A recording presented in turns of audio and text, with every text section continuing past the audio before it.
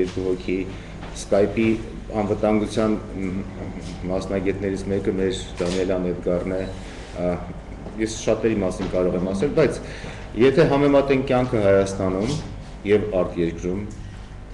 $4-5,000 աշխատավարձ ստանալու պարագայում, ապա ինձ թվում է բոլորը կհամաձայնեն, որ Հայաստանում ապրելը ավելի լավ է։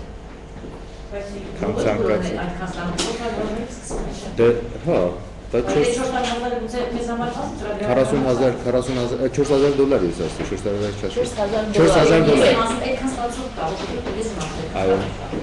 Այսինքն $1,000 եթե ստանում են արդյոք բավարար չի Հայաստանի պայմանների համար։ Ես չգիտեմ, բայց եթե դու ունես 4,000 ամսական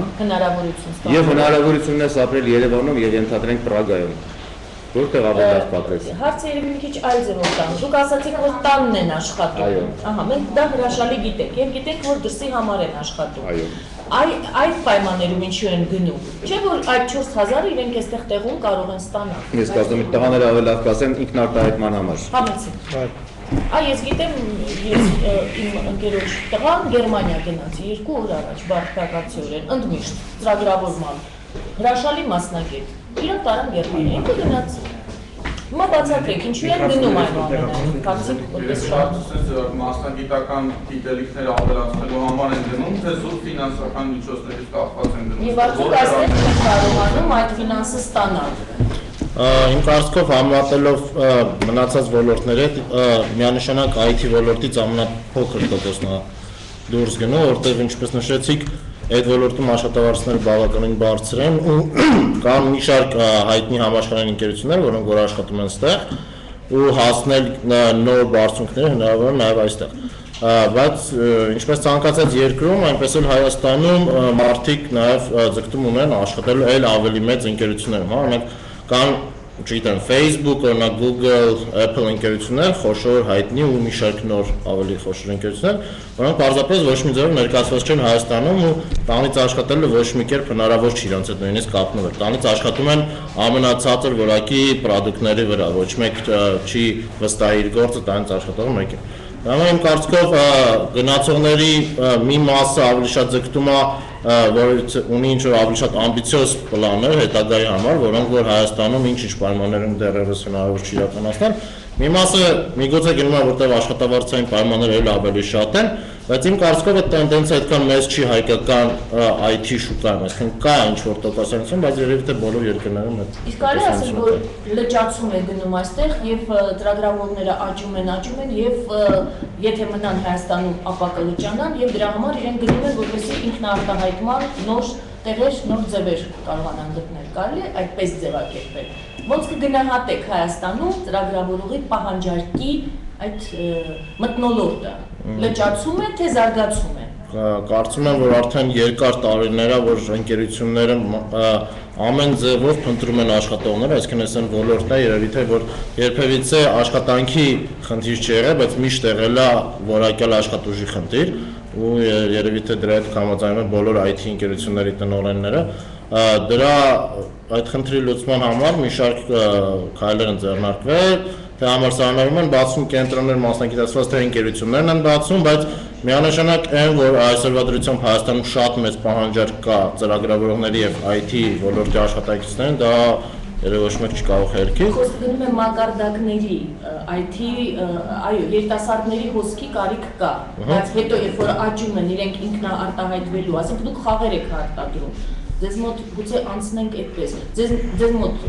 կադրերի պահանջարկ կա, դուք բավարարված եք, բավարար են ձեր կադրերը, ձեր պահանջարկները եւ ձեր կադրերը իրար հետ համահունչ են։ Եթե խաղերի առումով նայենք, շատ դժվար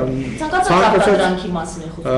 Շատ դժվար է նախ գտնել մասնագետ, որը որ կարող է սկսի այդ անել, հա, մենք 6 ամիս ամենակիչը մարդիկ մեր մոտ անցնում են ինչ-որ մի ժամանակ, մինչև իրանք միանում են այդ process-ին,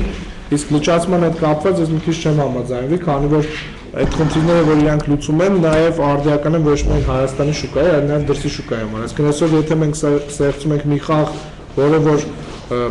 ինչ ասեմ, մրցունակ է նաև խաղերի հետ, որոնք որ դրսում են արտադրվում, հա, դա այդ լճացման խնդիրը չկա։ Ավելի մեծ այն խնդիրը, որ մենք չենք կարողանում գտնենք մարդիկ, ովքեր որ կբարձրանան այդ մակարդակի ավելի, այսինքն եթե մենք ծախսում ենք մոտավորապես 1 տարի ժամանակ, որ մարդը գալով, ունենալով գիտելիքի բազա, բայց այդ ուղղության մեջ խորանա մոտ 1 տարի, այդ շատ մեծ սրոք է, շատ մեծ ժամանակահատված է, որը որ աշխատում է վնաս մեզ։ Այսինքն համալսարաններից դուրս չեն գալիս կադրեր, որոնց միանգամից կարելի է վերցնել ու շատ լուրջ գործեր իրենց տալ կամ շատ արագ այդ աճը կազմակերպել։ Դրա համար մեծամասամբ այդ պրակտիկան հենց մնում է ընկերություններում անցնելու վրա։ Մենք մենք հարցել ենք, ասում որ պետության համար գերակայություն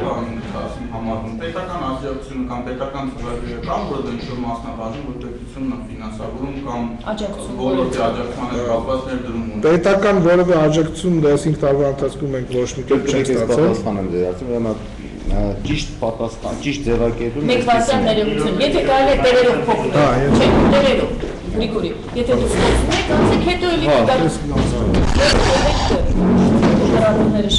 Ճիշտ ձևակերպումը այդ հասկացության հիմա հետևյալն է։ Ճիշտ ձևակերպումը հետևյալն է։ Ուրեմն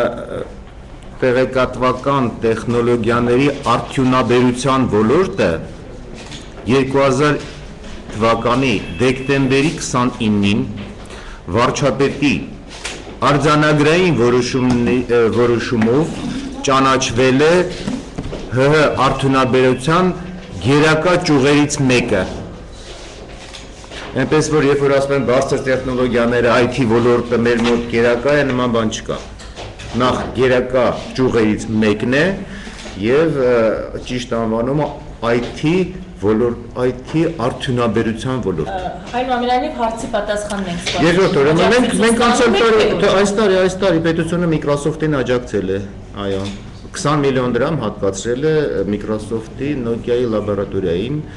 որը ինկուբատորների։ Ես չգիտեմ, ինկուբատորը այստեղ կա մի քանի, բայց շատ զարմանալի է, որ Microsoft-ին մեր պետությունը աջակցել է, որովհետև ինձ թվում է հակառակը պետք է լիներ։ Microsoft-ը պետք է աջակցեր մեր պետությանը, բայց ամեն դեպքում 20 միլիոն դրամ հատկացվել է այդ համատեղ լաբորատորիային։ Չէ, դա աջակցություն։ Էլ շատը ինձ թվում է շատը խոսքը գնում է պետական կարող է շատ գլոբալ ասենք ծրագրերը արվում կամ չգիտեմ ինվեստիցիա կրթության ոլորտում, կարող է ինչ-որ լաբորատորիաներ են բացվում ու պոլիտեխնիկայում արդիականացման ծրագիր իրականացում, իհարկե չկարելի ասել, որ գործ չի արվում, բայց եթե հարցը մասնավորեցվում է, ասենք չգիտեմ ընկերությունների մասով, ասում փոքր ու միջին այդ ընկերությունները, որոնք որ ստարտափ են կամ իրանք աճում են այդ ընթացքում, իրանց վրա էականորեն չի ազդում այդ պետական ծրագրերը։ Ասենք մենք օրինակ մեր կազմակերպությունը ավելի շատ աջակցություն ստացել է USAID DMC կամ CAPS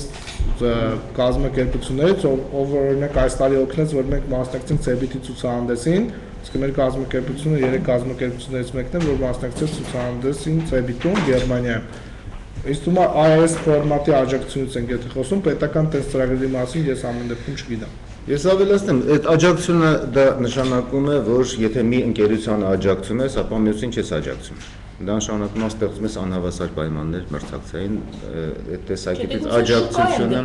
աջակցությունը պետությունը կարգավորման միջոցով կարող է անել, այսինքն հարկային դաշտի, բայց հարկային դաշտը եթե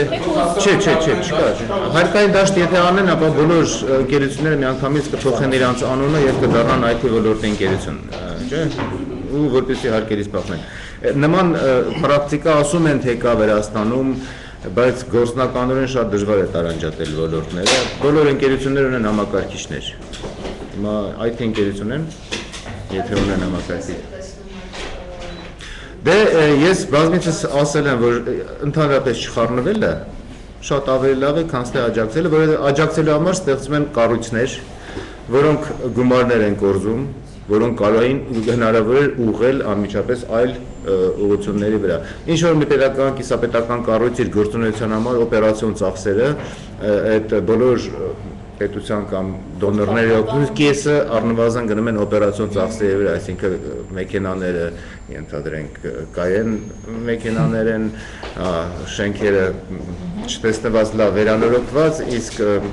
մասնագետների, որ պետք է աջակցի աշխատավարձերը շատ բարձր։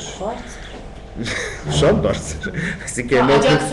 աջակցողների այսինքն օպերացիոն ծախսերը ուտում են այն ամբողջ գումարները, որոնք ուղղված պետք է լինեն աջակցելու վրա, ավելի լավ իհարկե ոչ մի բան չանել, թողնել մրցակցության վրա, ինչպես դա արվում է Միացյալ Նահանգներում օրինակ։ Ես ասեմ, Գրիգոր Սաղյան, ինտերնետ հանրություն հասարակական կազմակերպության փոխնախագահ։ Ես կուզեի Ուղղակի մարդիկ կարող գնալու են։ կրկնեք նորից։ Բայց մինչև գնալը ես մի հայտարարություն ունեմ, որ կարևոր է։ Չէ, բոլորին ով որ ուզում է գնա, մինչև իմ հայտարարություն թող չգնա։ Շահումյան Արիկ, Շահումյան մեդիա ընկերության հիմնադիր տնօրեն եւ Հայաստանի նորաստեղծ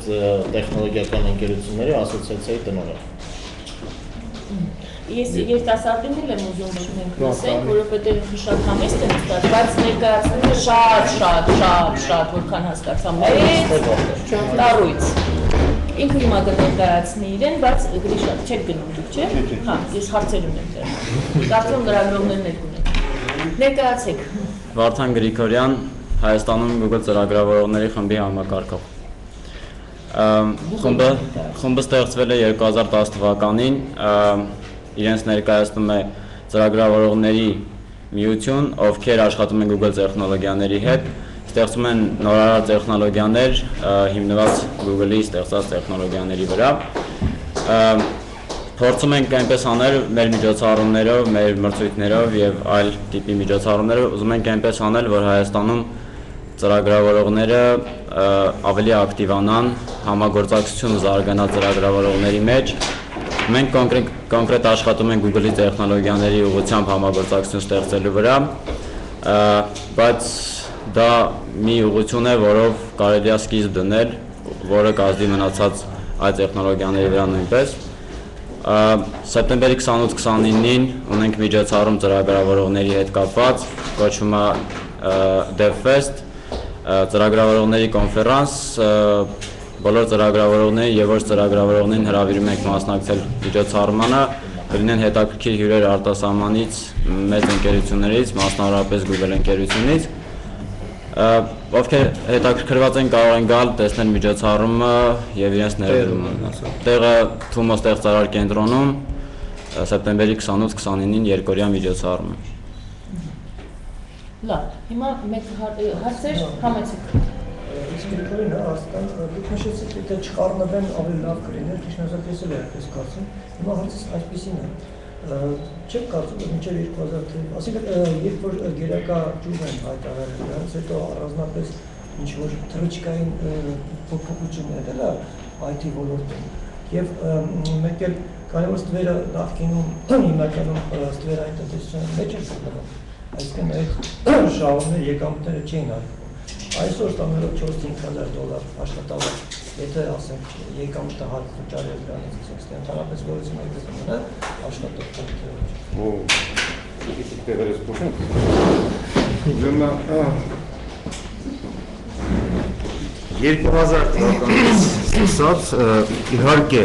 իհարկե մեծ առաջընթաց է արձանագրվել, բայց հատուկ նշեմ, որ առաջընթացը չի արձանագրվել այն պատճառով, որ IT ոլորտի արդյունաբերությունը ճանաչվել է գերակա ճյուղերից մեկը։ Ինչ վերաբերում է ստվերում աշխատելուց, ապա ես նման թվեր չունեմ, բայց ամեն դեպքում ավելի հետաքրքիր է աշխատել առանց հարկ վճարելու։ Իսկ ինչի շնորհիվ այդ թռիչքային Դե ասեցի, պատմական մենք ունենք ուժեղ ծրագրավորողների դպրոց, բացի դրանից, ինչքան ես տեղյակ եմ, մաթեմատիկայի ոլորտում հայ ժողովուրդը ունի լավ հաջողություններ, իսկ ծրագրավորումը կապված է նաև մաթեմատիկական մտածողության հետ, միգուցե դա ազգային առանձնահատկություն է։ Բայց էլի եմ պնդում, աջակցության հետևանքով չի, որ ոլորտը աճում է, այլ հենց ներուժի հաշվին, որը որ գոյություն ունի մեր ժողովրդի մեջ։ Հայտարարություն անեմ, հա, ես կասեմ հարցին։ Հա, մենք այսպես հարցի տեսքով պետք է ներկայացնենք հայտարարությունը, ուրեմն հարցը հետևյալն է. ինչ սոցիալական ծրագրերում են ներգրաված ծրագրավորողները։ Արդյոք նրանք աշխատում են, որևիցե ներգրաված են, որևիցե սոցիալական։ Որպես ինտերնետ հանրություն հասարակական կազմակերպության փոխտնօրեն, ես մեծ ուրախությամբ ուզում եմ տեղեկացնել, որ մեր ընկերությունը, ինտերնետ հանրություն հասարակական կազմակերպությունը քննարկումների արդյունքում որոշել է դիմել ICANN միջազգային կազմակերպությանը, որպեսզի մենք AM դոմենից բացի ստանանք .hi մեծրոփատար դոմենը, .hi, այսինքն անգլերեն տարերով, հայերեն մեծրոփատար, հայատար, այո, ուրեմն մենք դրա մասին անպայմանորեն հանրությանը կիրազեկենք բոլոր հնարավոր միջոցներով, սա առաջին ուրեմն հայտարարությունն է եւ ակնկալում ենք, որ հանրությունը իր կարծիքը կարտահայտի նախ անհրաժեշտ է նման նոր դոմեն մեծրոփատար .hi, եթե անհրաժեշտ է, ապա միգուցե .hi պետք չի այլ հապավում, եւ բոլորին հրավիրում ենք ընդունել ուրեմն ակտիվ մասնակցություն քննարկումների մեջ։ Մի կողմից .hi-ը դա շատ գեղեցիկ մեծրոփատար դոմեն է, լավ կլինի, որ մենք օգտագործենք հայատար հավաքելուց մեր կայքերը, բայց մյուս կողմից կավտանք, որ դրա պատճառով աշխարհը մեզ չի տեսնի, որովհետև շատերի մոտ մեծրոփատար ստեղնաշարը ակտիվացված չի։ Դե խնդիր է, հարց է, եւ եթե ուրեմն ժամանակ ունի, այսօր առանձին այդ թեմայով մեր մասնագետը կարող է ձեզ ավելի մանրամասն պատմել։ Ինչ? RF ռուսը այս տարի 1 ամսից աշխատելու է .UKRN։ Հենց ուկրաիներեն։ Այո, մեծ նպատակ։ Հենց այդ է։ Այստեղ ծրագրավորողները անհրաժեշտ է, որ իրենց մեծ գործը կատարեն, որպեսզի, այսինքն քննարկման ենթակա հարց է, բայց ամեն դեպքում ինձ թվում է սա շատ կարևոր հայտարարություն է։ Ինչ? Գիտեք, ես չգիտեմ, բայց ինչ է կարծում, չանել, այսինքն կարելի է պահպանել դա, որպես ես կարծում ենք առանձին ասուլիս կկազմակերպի նոյանտապան այդ հարցին ուրեմն նվիրված, բայց ինձ թվում է շատ կարևոր նախաձեռնությունը եւ հանրությունը անհրաժեշտ է, որ իր կարծիքը արտահայտի։ ICANN, Internet Corporation for Assigning Names and Numbers, որը որ նրանք ովքեր այդ դոմենային անունները բաշխում են մեզ դե հենց այդ պարզ կլինի հանրային քննարկումների։ Համաշխարհային գործընթաց է, բոլոր երկրները, որոնք լատինատար գրաֆիկա չեն օգտագործում, իրենք իրենց համար ստեղծում են ազգային այբուբենով դոմենային անուններ։ Մենք կարող ենք ներգրավել, մենք կարող ենք չմասնակցել։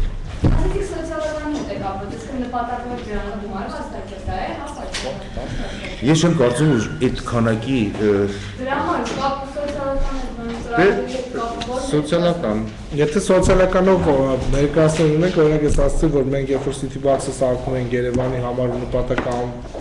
ծրագրային ապահովումը անվճար տրամադրելն էր քաղաքին, ինքը սոցիալական կորպորատիվ պատասխանատվության ծրագիրը որպես ներկայացնում, որտեղ ինքը սոցիալական պրոյեկտ է, մենք չենք ակնկալում։ Ինչ պրոյեկտ է, կարող եք այդ պրոյեկտի մասին թեթև գույնը ասել, ինչ է City Box։ City Box պրոյեկտը ինքը ասի արդեն միանգամից ներկայացրեցի, ինքը համակարգը որտեղ ցանկացած քաղաքացի կարող է հայտնել խնդրի մասին, որը որ կա իր շրջակայքում, աղբանության հետ կապված, տրանսպորտի հետ կապված, շինարարության հետ կապված, ցանկացած ոլորտի հետ կապված, ինքը Google-ի դինամիկ քարտեզի վրա տեղադրում է։ Այս պայն համակարգը միացած է քաղաքապետարանին, այսինքն մեր համակարգից խնդիրը տեղափոխվում է քաղաքապետարան։ Քաղաքապետարանը արդեն 80 տարի զանգելու հնարավորություն է։ Զանգելու, նաև հետևելու, նաև տարածելու այդ խնդիրը։ Շատ հետաքրքիր է։ Երկրորդ հայտարարությունը քանի։ Չկա լինի, մի հատ։ Այդ մեկն էր ընդհանրապես։ Մի հարց ես կարելի է։ Իհարկե։ Այս բոլորը մի քիչ բայց հետաքրքիր է։ Այ վերջերս հայտարարեց Մաքսիմիլիան ու այս թեմայով հետաքրքիր IT կամպանիաների կա։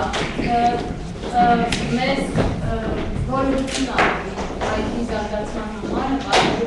ազնվի որևիցե ձևով դրական կամ բացառական։ Արասը։ Իրականում այս փուլում շատ դժվար է ասել կոնկրետ IT ընկերությունների համար ինչ ազդեցություն կունենա, որտեղ դեռ պարզ չի Բարձր երկրի համար ազդեցություն կունենա, որտեղ եթե հիշում եք չգիտեմ, այստեղ հարցը, այսինքն software կամ ինքը արտահանվող բան չի, հա, ասենք, եթե նայենք են software ծրագիր ստեղծող կազմակերպությունը, միգուցե hardware ներմուծողների համար ինչ-որ ձև կփոխվի այդ խնդիրը, կա փոփոխություն։ Բայց ընդհանուր փաթեթի ստումը դեռ ոչ մեկ չի ասել։ Այդ հարցը չլուծված հարց է, այդ հարցը չլուծված հարց է, եւ մեր մաքսայինությունը չգիտի այդ հարցը ինչպես կարգավորի։ Ենթադրենք X-Tech ընկերությունը գնել է $1 միլիոն ինչ որ մի հատ ծրագիր, որի վրա աշխատում է։ Եվ ինտերնետի միջոցով ներկրել է իր համակարգչի վրա։ Այդ ծրագիրը, որ արժի $1 միլիոն, կհարկվեր։ Պետք է հարկվեր, բայց քանի որ մաքսատան միջոցով չի անցել։ Դա հասկանալի է սոֆթ։ Երկրորդը, հա, բայց սոֆտն է հիմա, երկար չեն արտադրում Հայաստանում։ Չեն էլ արտադրելու։ Հիմա երկրորդը ծախեց ինչ որ ծրագրեր, էլի մաքսատունը չի անցնում, այդ հարցը չի կարգավորված ու դրա միջոցով հնարավոր է անել շատ մեծ քանակի չարաշահումներ։ Պայմանագրեր եւ այլն անցնում։ Սարքեր ներկրելու երկրների նույն սարքեր աշխատանք։ Կապիտալը չեն։ Եկուս մասով։ Այնքան էժան է, թիվ չի։ Տարբերությունը շատ փոքր է, այդ առումով կառաջացնի, բայց կան ընկերություններ, որոնք որ hard-ed են աշխատում, բայց ես ճիշտ ասած այդքան տեղյակ չեմ, այսինքն առավելությունները թե մի մյուսան, թե մյուս, ու դրանք չեն վերաբերում մաքսային միության փաթեթի մասին ոչ մի ինֆորմացիա ամենուր ես չունեմ, էլի թե ինչ է։ Չկա որ ասենք օրինակ գրած օրինակ այս ոլորտի համար software-ը կարգավորվելու է sense կամ hardware sense, իսկ ինչ վերաբերում է Պարոն Սարգսյանի ասացին, ես այդքան չեմ համաձայնում, որտեղ եթե մեր ընկերությունը ուզել է ասենք ինչ-որ ծրագիր վաճառել, առանց պայմանագրի տեղի չի ունենում։ Այսինքն այնտեղ իրանք որպես Արման Աթոյան անհատիվ չեն ուզում աշխատել երկրի 100%-ով ստվերում։ Մենք ստվերում չգիտեմ, ում մոդված ուրեմն ստվերում չի։ Օրինակ ձեր պարագայում։ Մենք օրինակ Եվրատեսիլի դրսի, հա, Եվրատեսիլի համար գործ ենք արել, որը պայմանագրով ու այդ երկար անիմաստ process էր մեր համար, այդքան պայմանագրեր պոչտայով ուղարկել ստանալ, բայց իրանք պահանջում են տենց, որ ասում են չեն կարող ծրագիր առնենք ինչ-որ մեկից անհատով ու չգիտեմ, ձեզ MoneyGram-ով փող ուղարկենք։ Սա փողը եկել է նստել ամեն հաշվին, որից որ բարձր հարկվելու է։ Դա մի եթե ունեցեք իհարկե։ Այդ դոմենի ծրագրման հետ կապված, քանի որ դոմենները վաճառվում են որքանով ստեղծում, այս դեպքում ինչ արժեն այդ ազգային ներկայացնող դոմենները։ Իսկ թվում է ինչ արժեն չի կարելի հիմա խոսալ, որտեղ այդ ընդամենը էսպայդրությամբ լավ գաղափար է, որը քննարկվում է։ Այս վերջերաչով պետք է գնենք, չէ՞։ Դե այդ գնելը չէ, այդ կարող է տենց չլինի, իրականում դոմեյնի գնագոյացումը մի քիչ ուրիշ գաղափար ունի, օրինակ ասենք անդադ հարց առաջանում ինչի է դու դոմեյնը ավելի էժան քան STM-ը կամ այդ կախված է նրանից, որ երկիրը երբ որ վերցնում է ICANN ասացից է այդ դոմեյնը ինքը դրա համար վարձ է մուծում։ Եվ ինչքան շատ ինքը ծախի է դոմեյները, ով է երկիրը։ Ես դերասին կարգավորվում է ստուգնա այս բանը։ Մասնագիտական կազմակերպություն։ Դոմեյնների կա։ Իսկ գինի ինչքան կարժեն է, ես թվում է այս բային շատ շուտ է խոսալ։ Չէ, հիմա եմ դոմեյնի ինչպես ամեն կազմակերպություն կան անհատ, երբ որ վերցնում է դոմեյն, ինքը վճարում է դոմեյնի տարեկան վարձը։ Մենք ունենք իմաստով ոչ մի չի փոխվել։ Բայց այն հրկան, որը որ վերցնելու է այդ հայ դոմեյնը օրինակ, ինքը ICANN-ին պետք է վճարի ինչ-որ գումար, որը որ ձևավորվում է ենթավաճառքներից, հա։ Բայց այս պայմանությամբ ծառայությունների համար էլ է գումար պետք լինում, տվյալ դեպքում Հայաստանում սպասարկման համար, դոմեյնի սպասարկման, դրա սերվերների, ինտերնետ ապահովել դրանց համար եւ այլն, այդ բոլոր այդ ամբողջ սպասարկման համար կախված երկրից սպասարկման ծախսերը ինչքան որ շատ են, այդքան դոմեյնի գնագոյացումը բարձրանում է։ Դրա համար Էսպանիան AM-ը ավելի թանկ է, քան օրինակ Ռում, որտեղ Հայաստանում սպասարկման այդքան քանակը այդքան շատ չի գնված, ասենք 10 միլիոն դոմեյն չի գնացել, դա Լավ, հիմա մի հատ հարց ես տամ, ես անհամբեր սպասում եմ, որ մենք կանցնենք այն փոքրիկ երկրներին, որոնք մի խաղով, մի հեռախոսով, օրինակ այն Angry Birds խաղով, ասենք թե մտան ամբողջ աշխարհը եւ միլիոններ աշխատեցին։ Երբեք մեր հայլուն ծրագրավորողները կարողանալու մի բան աշխարհին տալ։ Ասեք Pixar ծրագիր, որը Android market-ում համար առաջինն է, ավելի քան $50 միլիոն ունի, դա Pixar application-ը, որը ներդրում տալու նկարներ, բայց Photoshop, բայց Android։ Բան ասեմ, բայց նույն օրինակ Angry Birds-ը, հա, որը Ֆինլանդիայում է ստեղծվել, Ֆինլանդիայում, ասենք ստեղծվել է նաև Nokia ընկերությունը, որը համաշխարհային գիգանտ է, այսինքն նայես չէ, որ Ֆինլանդիան դա մի հատ IT թերու երկիր է։ Ֆինլանդիան տվեց Angry Birds։ Ու շատ ավելի շատ բաներ էլ է տվել, ու շատ ավելի զարգացած է իրանց բանը, պարզապես դրանք են բրենդն են, որոնք որ աչքի տակ են, հա, բայց իրական Ֆինլանդիայի ինֆրաստրուկտուրան ու IT ամբողջը համակարգը այնքան զարգացած է, որոնք պարզապես տեղյակ չենք։ Լավ, մենք էլ ենք ուզում, սպասում ենք Մենք էլ ենք ուզում, Եվ եք մեզ ուրախացնելու։ Հերթով։ Մի անգամ ուրախացել են ոնց որ, դե փորձում եմ։ Կարողանանք մենք մի խաղ ստեղծել, որը բոլորի համակարգի բայց այդ ժամանակատար եւ երկար process է։ Ինչի հետ է կապված։ Ծախսերի, որը դուք չունեք, եւ ուղերձների, որը դուք չունեք։ Մի քանի բանից է կախված է ծախսերից, որովհետեւ այդ ստեղծողները չեն երկու հոգի չեն օրինակ, այլ մեծ բավականին մեծ լուրջ կազմակերպություններ են ու իրանց ծախսերը բնականաբար մեծ են ու երկրորդը նաև փորձից, որտեղ եթե իրանք ստեղծել են այդ Angry Birds-ը, իրանք չեն եկել միանգամից ստեղծել Angry Birds, իրանք տենց աճել են վերջում ստացել։ Ճիշտ է, հա։ Հիմա մենք էլ ենք Անհաջող փորձերից նոր Angry Birds-ը դա։ Մենք էլ ենք հիմա փորձերի մեջ ենք։ Այո։ Դե ուրեմն մենք ցանկանանք, եթե այլ հարցեր չկան, որ դուք ստեղծեք, որովհետև մենք սպասում ենք հանրությունը, մեր սերունդներն էլ են սպասելու, որ մեր ծրագրավորողները, ինչպես մենք սիրում ենք ասել, հայլուն ուղեղ են, խելացի են, տաղանդավոր են, աշխարհին ներկայացնեն Հայաստանի որևիցե ծրագրային արտադրություն։ Այո։ Շնորհակալություն ձեզ հրավերի համար։